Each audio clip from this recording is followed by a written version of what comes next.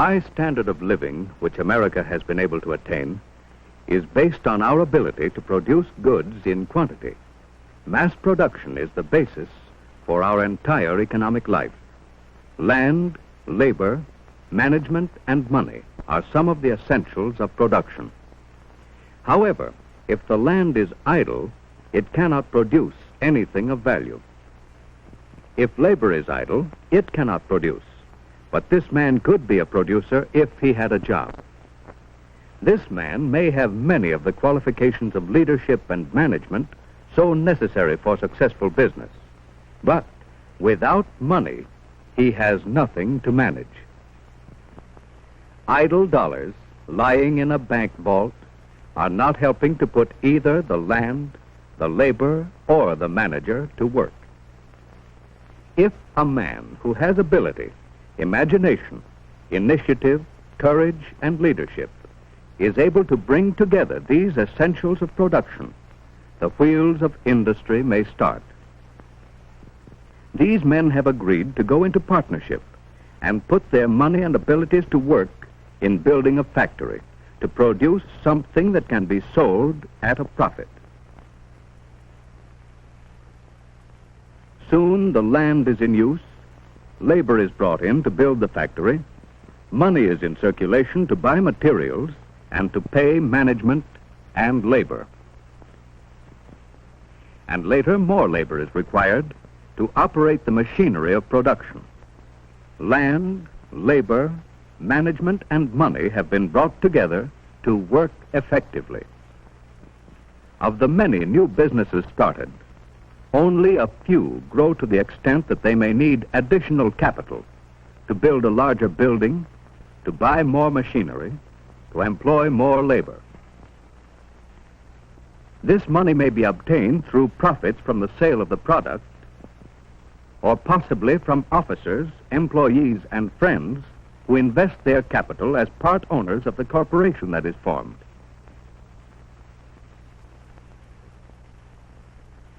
In a few years, more money may be needed to expand plant facilities further. The manager and his associates decide they must obtain funds outside their own organization. So they decide to summon an investment banker to help them gather the necessary funds. The banker analyzes the business trends, investigates the character and ability of the men in charge, and checks the financial record of the business over a period of years. He may also send an engineer to the plant to study its machinery, building, and production capacities. The banker, after consulting the engineer and the auditor, concludes that the factory can produce more goods at a profit if money can be gathered to expand it. And that is what the banker agrees to do, to get additional money by the sale of securities. He explains the idea to a number of his customers who have surplus funds for investment in productive enterprises. So far, the proposition seems financially sound.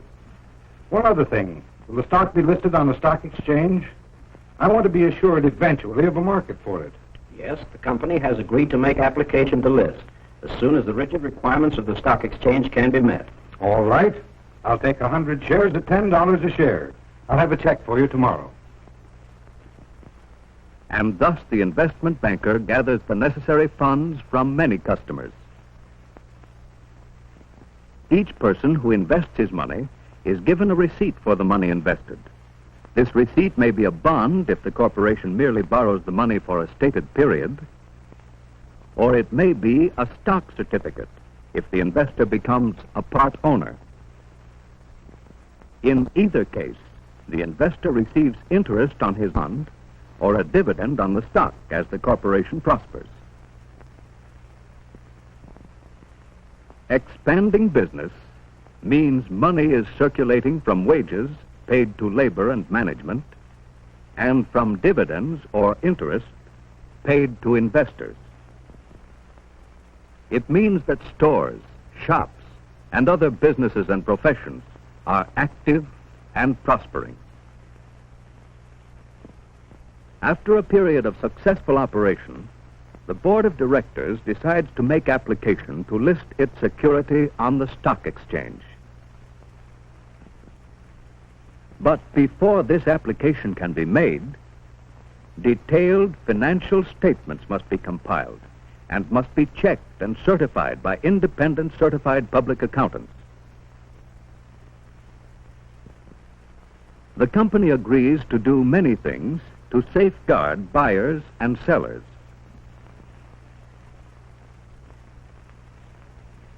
Steel-engraved certificates that cannot be altered and independent registration of ownership are just a few of the many precautions.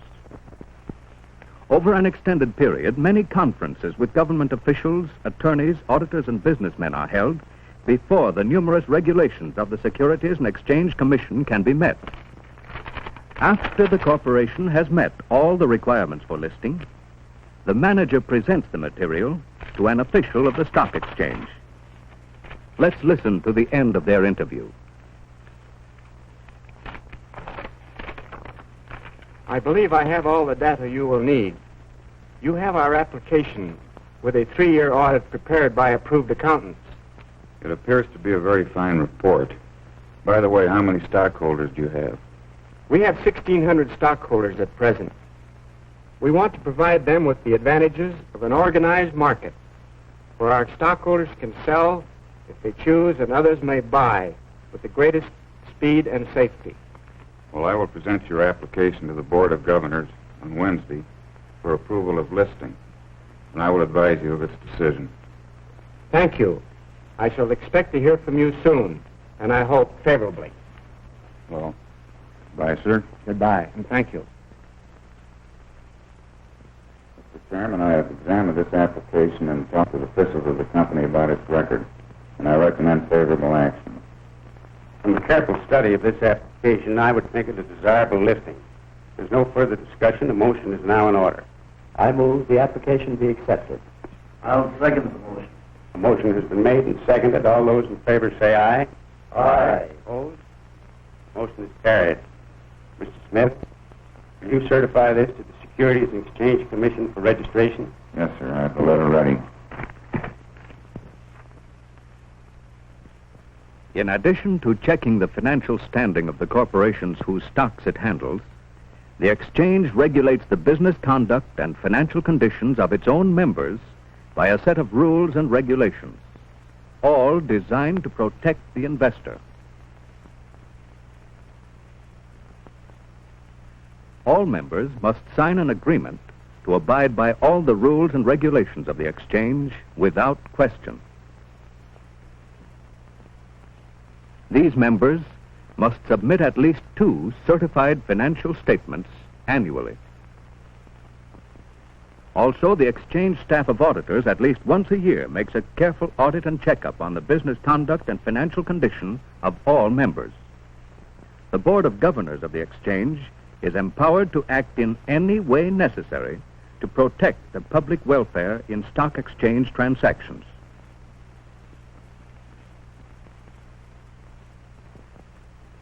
The exchange sets very high standards for persons who wish to become members. An applicant for membership must prove himself to be a man of unimpeachable character and have a business record that is beyond question. He must have adequate financial resources, readily convertible into cash, to do the type of business he intends to do.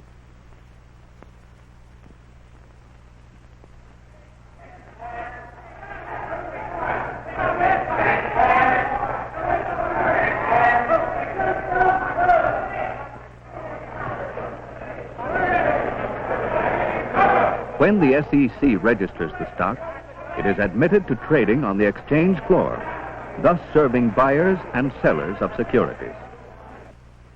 Suppose the original investor now finds himself in need of funds, for example, to build a new house. He knows that the stock exchange is a marketplace for his stock, so he goes to the office of a member of the exchange and tells one of the brokers that he has decided to sell his stock in American Manufacturing Corporation.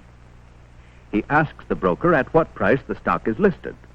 The broker tells him that the last sale was at 19.75 a share, which means $19.75 a share. He instructs the broker to sell his 100 shares at the market. Many investors do not come to the broker's office, but make their sales and purchases by telephone, telegram, or letter. After the broker has written out the order, he hands it to the order clerk.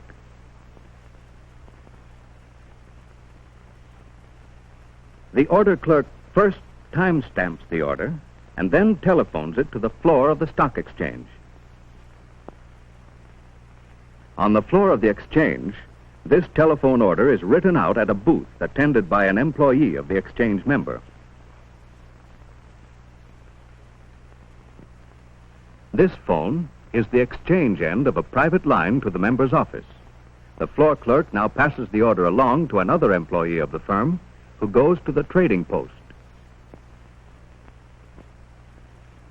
Meanwhile, at another member's booth, an order to buy 100 AMC at 20 may be received. This order is also relayed to the trading post. When a security is admitted to trading, one of these trading posts becomes the marketplace for it. Here, selling brokers and buying brokers meet and trade. Transactions involving thousands of dollars are contracted for by a wave of the hand or a nod of the head.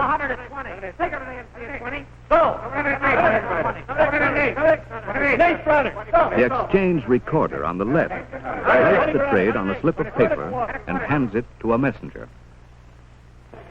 The messenger timestamps it and hands it to the stock ticker operator. The operator sends a record of the transaction out over the ticker, from which it becomes known all over the country.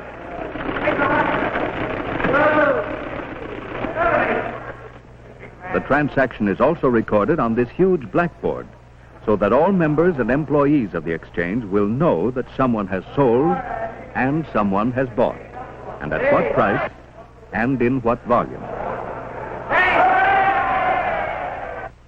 The floor clerk also reports the sale by telephone to his brokerage office.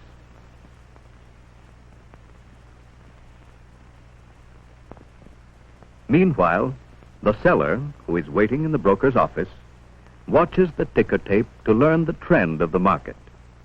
As soon as the broker hears about the transaction by telephone, he reports the sale and the price to his customer. If the seller brings the stock certificates with him, the broker gives him a receipt for his securities and advises him that a check will be sent out in a few days. The seller may not bring the certificates, however, and in this case, the transaction is completed by mail. So far, the transaction has been very simple, at least for the seller and buyer. But there is much more to be done by the broker and his staff before the transaction is completed. A written confirmation of the transaction is mailed to the seller by the selling broker and also to the buyer by the buying broker. On the floor of the exchange, the selling broker's clerk makes out an exchange ticket of the transaction, which looks like this.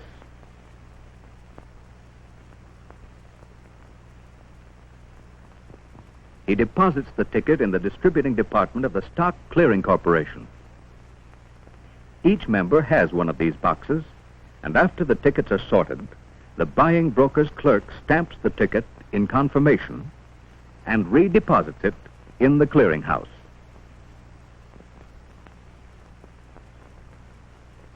Information on these tickets is transferred by this card punching machine to what is called a punch card.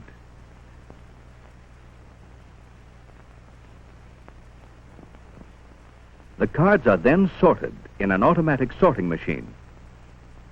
From many of these cards, containing similar information for various transactions, the clearinghouse prepares a record of each member's transactions for the day in this automatic tabulating machine.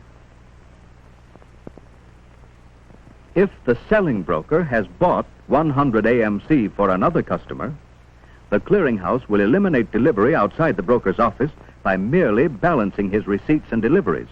Only the clearinghouse balances are delivered. The final step in the transaction is the delivery of the check from the broker to the seller. This is usually done by mail. Generally, this occurs only 2 or 3 days after the sale is made. The investor receives a check from which has been deducted the broker's commission and the federal tax, and he is ready to put this money into circulation again in the building of his new home.